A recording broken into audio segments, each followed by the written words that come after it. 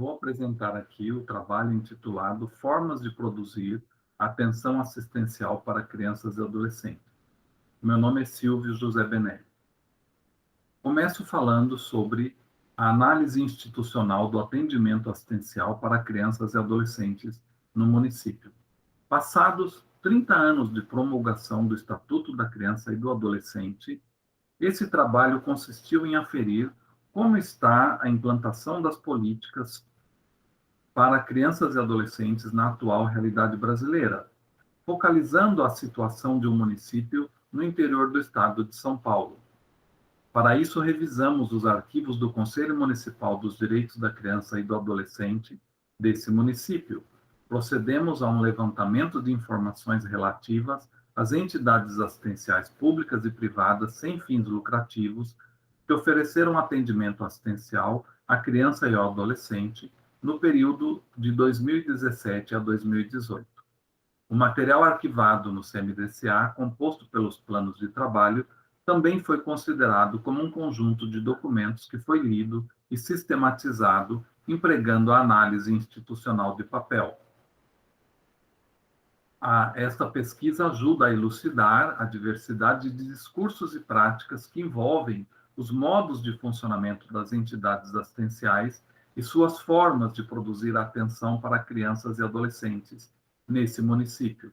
Ademais, avança na compreensão crítica do que tem sido feito e das possibilidades de atuação no atendimento institucional para crianças e adolescentes, bem como para a construção de novas tecnologias sociais. A análise institucional representa uma importante estratégia de pesquisa e de intervenção no contexto acadêmico brasileiro. Trata-se de um referencial complexo e potente para a realização de pesquisas na área das políticas públicas para crianças e adolescentes e também da assistência social. É preciso considerar que as instituições constituem lógicas com dimensões teóricas, técnicas, políticas e éticas específicas, e elas têm dinâmicas próprias e possibilidades paradigmáticas diversas. A análise institucional de papel é uma possibilidade de investigação na qual se propõe a aplicação dos conceitos ferramentas da análise institucional, tais como campo de análise, campo de intervenção, processos de institucionalização, instituição, organização, estabelecimento, atores institucionais, práticas discursivas e não discursivas, analisador, atravessamento, transversalidade, instituído e instituinte, análise da implicação. Trata-se de uma grade analítica que permite conhecer e entender o funcionamento de uma dada instituição. Isso pode ser realizado a partir de um conjunto de materiais diversos, incluindo, por exemplo, os textos a respeito de uma instituição e dos seus estabelecimentos, tais como o regimento interno, os planos de trabalho, regras, cronogramas. Foi possível realizarmos, através da análise institucional de papel, também da literatura, incluindo documentos e bibliografia, o estudo analítico e crítico do processo institucional que envolve crianças e adolescentes no âmbito da política de assistência social nesse município. Nós tínhamos um conjunto de perguntas que gostaríamos de responder com essa investigação. Quantas e quais eram essas entidades assistenciais? Como, quando e por que elas surgiram? Elas podem ser classificadas como sendo predominantemente de caráter filantrópico e assistencialista, ou seriam mais orientadas para a promoção humana e atentas às possibilidades de transformação social? Como seria o seu modo de funcionamento assistencial? Seria focado numa pedagogia tradicional, renovada ou dialética? Como esses estabelecimentos assistenciais sobreviviam do ponto de vista financeiro? De onde vinham seus recursos? Que tipo de efeitos eles estavam produzindo em sua clientela e no contexto social do município? Foi na direção dessas questões, dentre outras, que avançamos na produção dessa pesquisa. Falando das entidades assistenciais de um modo geral, podemos dizer que elas são constituídas no país como associações privadas que se caracterizam por não remunerarem seus dirigentes e suas amplas finalidades sociais consistem em servir, amparar, atender, assistir, cuidar, ajudar, apoiar, proteger desinteressadamente a coletividade. Esse é o discurso das entidades assistenciais. Também são denominadas de um modo genérico como organizações sem fins lucrativos. São juridicamente constituídas por pessoas ou por grupos religiosos, confessionais, como católicos, espíritas e evangélicos, ou então por pessoas ou grupos empresariais, tais como clubes de serviço, como o Rotary, o Lions e a maçonaria. Essas organizações da sociedade civil se incorporam à política dos direitos da criança e do adolescente por meio da sua inscrição e certificação no CMDCA. Muitas dessas entidades assistenciais, caritativas e filantrópicas tradicionais foram criadas antes da promulgação do ECA e continuaram trabalhando com crianças e adolescentes sem maior clareza teórica, técnica, ética e política quanto ao significado da proteção integral e como oferecê-la nos seus atendimentos e modalidades de atenção. Também é verdade que o Estado pouco avançou no financiamento público dessa política, o que não lhe permite fazer maiores exigências quanto às práticas de atenção ofertadas pelas entidades assistenciais privadas sem fins lucrativos. No cotidiano, quando as pessoas se referem a um projeto assistencial, estão incluindo a instituição e o estabelecimento serviço, que são permanentes, pois, uma vez instituídos, possuem certa estabilidade e duração continuada no tempo, o que se denomina de projeto assistencial, e se refere aos objetivos específicos da associação, que podem ser modificados conforme as circunstâncias e conjunturas históricas possuindo duração determinada. Os poderes públicos federal, estadual e municipal também podem criar organizações e estabelecimentos institucionais para atender a população em suas diversas demandas, que são denominadas de organizações governamentais. Por meio dessas organizações, o Estado pode implementar políticas públicas de saúde, de educação, de assistência social, de cultura, de esporte, que correspondem a campos institucionais diversos. Entre as políticas públicas e as organizações da sociedade civil pode haver muitos tipos de relações, de parceria inclusiva, de concorrência, de duplicação, de substituição, quando uma OSC ocupa as lacunas criadas pela omissão do poder público em atender aos direitos da população. Constatamos a convivência de diversas orientações paradigmáticas diferentes no campo das entidades assistenciais. Existe o paradigma da caridade, que é típico das organizações religiosas católicas, espíritas e evangélicas, que pretendem ajudar os pobres e os desvalidos da sorte.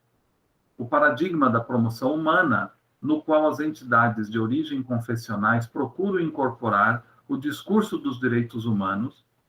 Há também o paradigma da filantropia, próprio da elite benemerente e dos seus clubes de serviço, no qual se busca amenizar a situação precária da infância desvalida e da adolescência, por meio da educação para o trabalho, por exemplo, num esforço de profissionalizar adolescentes pobres e inseri-los no mercado de trabalho. Também há o paradigma do clientelismo assistencialista do poder público, que busca capitalizar as promissoras possibilidades eleitorais que representam o atendimento a crianças e adolescentes pobres, tanto por meio de programas de execução direta, quanto por meio do financiamento parcial das entidades privadas. Há também o paradigma das políticas públicas oficiais para crianças e adolescentes, no qual eles são considerados sujeitos de direitos, aos quais se deve oferecer proteção integral. Esse paradigma oficial poderia ser subvertido e radicalizado por meio de uma perspectiva institucionalista, enquanto uma proposta potencialmente revolucionária e transformadora, num sentido dialético mais específico, enquanto possibilidade concreta de institucionalização dessa perspectiva social cidadã, denominado por nós de paradigma do cidadão sujeito de direitos. De um modo geral, passando a caracterização das entidades do município, de acordo com os 25 planos de trabalhos analisados, o discurso oficial dessas entidades afirma que elas surgiram, abre aspas, para ajudar os pobres, para oferecer apoio social para pessoas carentes, para fazer o bem aos necessitados, para prevenir a criminalidade e a delinquência dos menores, para ajudar a arrumar o primeiro emprego, para formar cidadãos de bem e úteis para a sociedade, fecha aspas, como se costuma enunciar nesse meio institucional. Notamos uma ausência de entidades assistenciais criadas e financiadas pelo poder público municipal, que atendam a crianças e adolescentes no contraturno escolar, oferecendo-lhe proteção social e proteção integral, também por meio de atividades socioeducativas. Esse dado é eloquente e revela o pouco interesse que as autoridades públicas possuem quanto ao atendimento dos direitos da criança e do adolescente na área da infância e da juventude. Aí se verifica um importante e histórico movimento de terceirização da responsabilidade do poder público para as entidades privadas sem fins lucrativos, que recebem financiamentos insuficientes para realizar o seu trabalho, o que incide diretamente na qualidade da atenção oferecida, bem como na sua orientação técnico, teórica e ético-política. No município encontramos 19 entidades assistenciais privadas. 6 são de orientação católica, 3 de orientação espírita, 3 de orientação evangélica.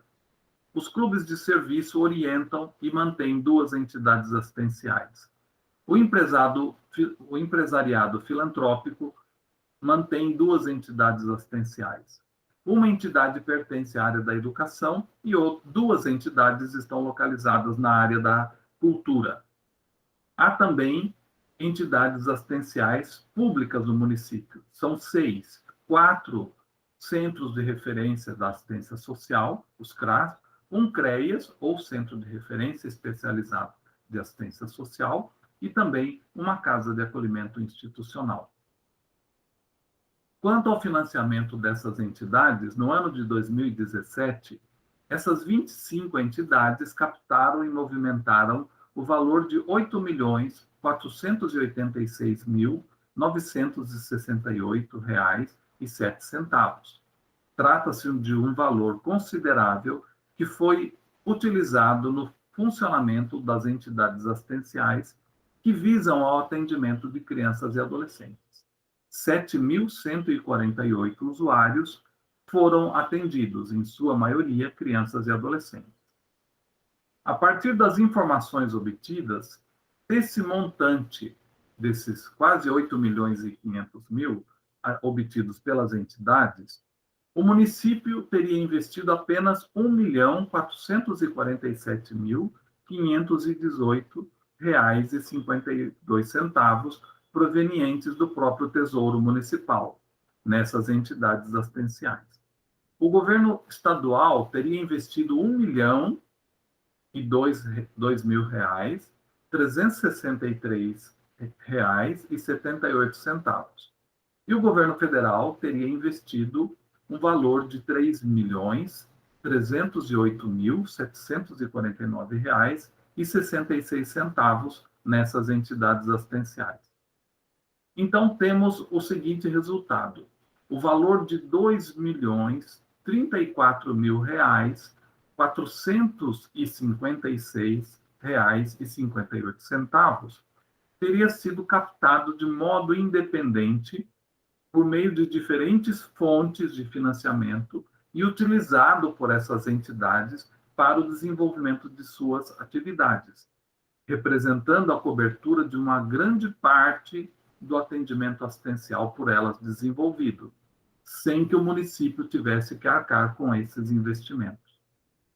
A nossa hipótese é que a forma de financiamento das entidades assistenciais nesse município pode ser caracterizada como sendo focalizada, insuficiente, pontual, descontínua, exígua, sendo que ela também induz modalidades lógicas de atenção predominantemente filantrópica e precária.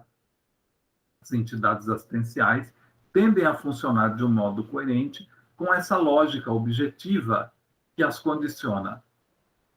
Então, o financiamento privado dessas entidades assistenciais incide no efeito que elas podem produzir a partir de uma lógica privatista e privatizante do terceiro setor, figura representante do mercado no âmbito assistencial. A perspectiva empresarial é a predominante, e essas entidades se identificam claramente com essa nomenclatura, organização da sociedade civil, né, que é propriamente a nomenclatura do terceiro setor. Notamos que mesmo naqueles casos nos quais as verbas seriam públicas, ou seja, essas verbas teriam como origem o Tesouro Municipal, Estadual e Federal, o dinheiro parece sofrer um processo de subversão às avessas, no qual ele perderia o seu caráter de coisa pública, de recursos públicos, que seria aplicado como investimento para o financiamento de direitos sociais do cidadão. O dinheiro público sofreria um processo de refilantropização prático, com efeitos ideológicos correspondentes. Os recursos obtidos passam a ser utilizados de modo que as entidades possam prestar serviços que atendem a indivíduos que teriam problemas sociais individuais e ou familiares e necessidades focalizadas e emergenciais.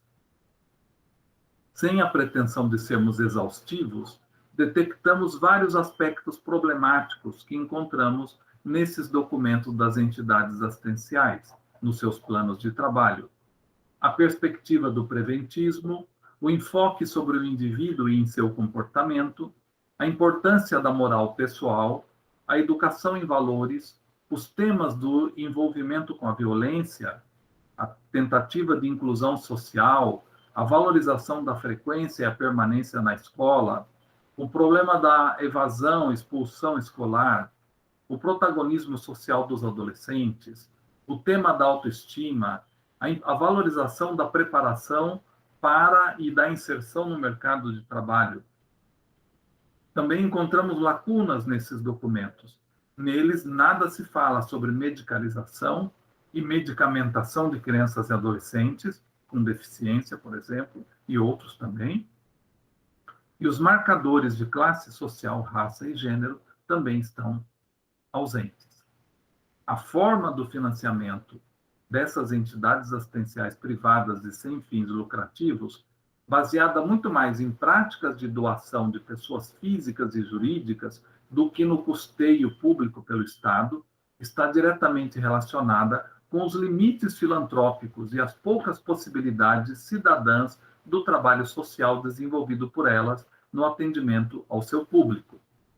Poderíamos classificá-las como predominantemente de caráter filantrópico e assistencialista, pouco voltadas para a promoção da emancipação humana e desatentas quanto às possibilidades de transformação social por muitas razões, que se expressam nos planos teórico-técnicos, políticos, ideológicos, econômicos e éticos, nos seus modos de funcionar e de produzir atenção assistencial. Passando às nossas conclusões, consideramos que no município pesquisado podemos dizer que o campo da política de atenção aos direitos de crianças e adolescentes revela-se como uma área sitiada pelo terceiro setor, por empresas diversas, ONGs, organizações da sociedade civil, de interesse público, as OCIPs, por clubes de serviço e por grupos de diferentes denominações religiosas. O poder público municipal, representado pela Secretaria Municipal de Assistência Social, em grande parte, se exime de suas responsabilidades, sobretudo orçamentárias, para a implementação de políticas públicas de qualidade para os cidadãos de direito, que são crianças e adolescentes, tanto de acordo com a Constituição Federal, quanto com o Estatuto da Criança e do Adolescente. Consideramos que, em geral, tais estabelecimentos institucionais, assistenciais, públicos e privados, se limitam a gerir os problemas sociais, de modo incipiente, mas operativo. Parece pouco provável que empresas, clubes de serviço e que grupos religiosos, que geralmente também são compostos por empresários, cada um estando situado no campo da política nacional da criança e do adolescente e da política nacional de assistência social, a partir de coordenadas paradigmáticas específicas e próprias, delineando figuras institucionais diversas, de viés francamente filantrópico, sejam capazes de promover direitos de cidadania para crianças e adolescentes, no plano da política pública.